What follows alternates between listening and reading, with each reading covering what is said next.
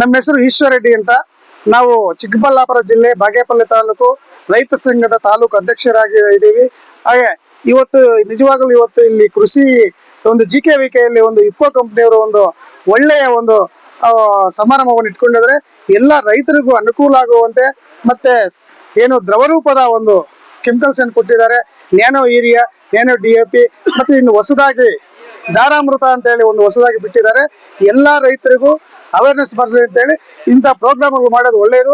Already ನಾವು 3 ತಿಂಗಳ ಹಿಂದೆ ಒಂದು 3 ಸ್ಟಾರ್ ಹೋಟೆಲಲ್ಲಿ ಒಂದು ಪ್ರೋಗ್ರಾಮ್ ನಡೆಯಿತು.